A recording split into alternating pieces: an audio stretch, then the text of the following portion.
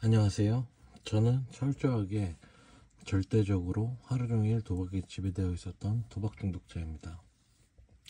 제가 이 영상을 남기는 이유는 심각한 도박 중독임을 인지하고 지난 10년의 쓰레기 같은 삶을 정리하고자 함이며 추후 제가 도박 중독이 생겼을 때 이를 다시 꺼내보고자 함입니다.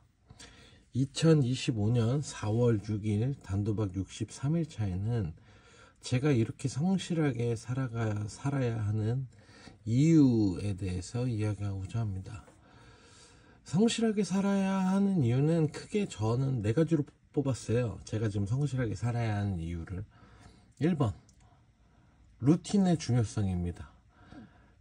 성실하게 살아가는 게 즉 자기만의 루틴이 있다는 거거든요. 루틴대로 생활을 하고 있다는 거니까. 이 루틴의 중요성이 왜 그러냐면 이렇게 하루하루를 반복적으로 살아가는 것은 결과적으로는 도박 충동을 예방하는 데 있는 것 같아요. 제가 반복적으로 정말로 자는 시간을 제외한 나머지 시간을 바쁘게 돌린 것은 도박 충동, 그러니까 즉 제가 자유 시간이 많은 것도 아니기 때문에 자유 시간이 많고 혼자 있으면 아무래도 도박 생각이 날 수밖에 없을 것 같은 거예요.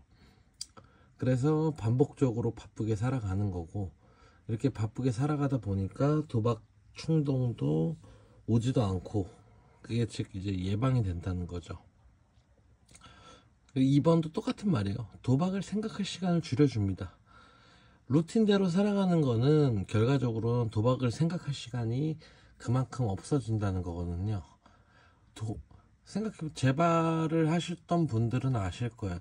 도박을 생각할 시간을 줄인다는 게 얼마나 큰 부분인지.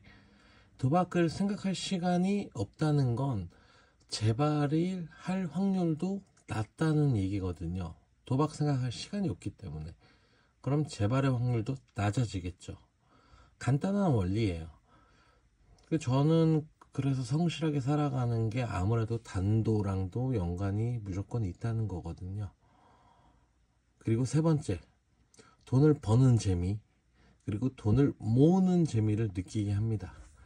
제가 성실하게 살아가는 이유는 크게 두 가지죠.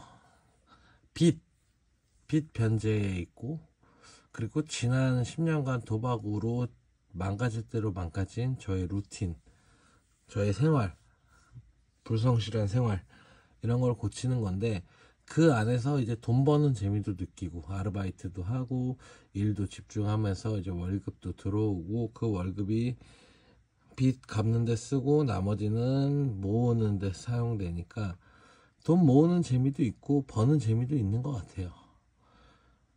그리고 마지막 4번, 이것도 되게 중요한데요. 도박이 없는 일상생활, 도박이 없는 일상생활에 집중하는 데 도움이 됩니다. 성실하게 살아가는 게. 내가 도박이 없이 평범하게 남들과 똑같이 살아가는 게 저는 10년 만이거든요. 제 영상을 보시는 분들은 단도를 하시면서 거의 도박 기간이 몇 년인지는 잘 모르겠지만 그래도 적어도 2년에서 5년 정도는 되지 않을까요? 그럼 2년 만에 5년 만에 본인이 도박을 없이 살아가고 있다는 거예요. 얼마나 심심하겠어요. 그 공백이라는 게 크잖아요. 근데 그런 일상으로의 생활을 빠르게 집중하는데, 빠르게 돌아가는데 도움이 됩니다. 성실하게 살아가는 게. 그렇다면 어떻게 하면 성실하게 살 수 있을까? 저의 경우에는 저는 계획표를 작성했습니다. 계획표를 지금도 작성하고 있는데요. 지금까지 계획표가 9주차까지 지금 잡혀 있는데, 이제 오늘 일기를 쓰고 나면 이제 10주차 계획표를 적어야 되는데, 일주일씩 만드는 거예요. 월화수목금토일. 거창하게 뭘 할 필요 없어요. 한 달 동안 일주일만 반복적으로, 예를 들어 1주차와 2주차 반복되는 생활이다. 그럼에도 불구하고 적으세요. 저는 적어요.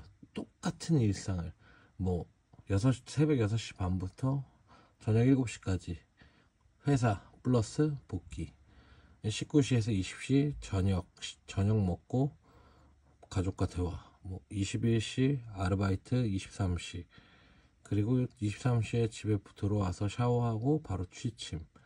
그게 월화목금 반복되고, 토요일에도 일하고 일을 하고 그 다음 주에도 똑같아요. 근데 그럼에도 불구하고 전 적어요, 계획표를. 똑같지만. 왜냐면 내가 그렇게 함으로써 한 번 더 생각할 수 있는 거예요, 나의 계획에 대해서.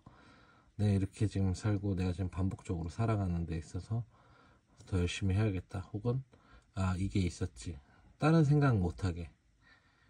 그러니까 이런 게 필수적인 거예요. 일주씩 살아가는 게 이게 되게 필수적인 부분입니다, 성실하게 살아가는 거에 있어서. 그래서 반복되더라도 계획표를 작성하는 걸 추천드리고요.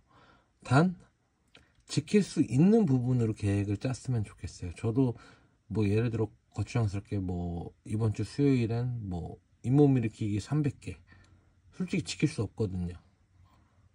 그럼 뭐 잇몸 일으키기 50개라고 적든지, 내가 현실적으로 할 수 있는 횟수, 게으를 뭐 귀찮더라도 할 수 있는 횟수 20회면 20회, 뭐 운동이 됐든 뭐 조깅 1km, 조깅 2km, 뭐 이런 식으로 현실적으로 본인이 할 수 있는 부분으로 계획을 짜는 게 좋은 것 같아요.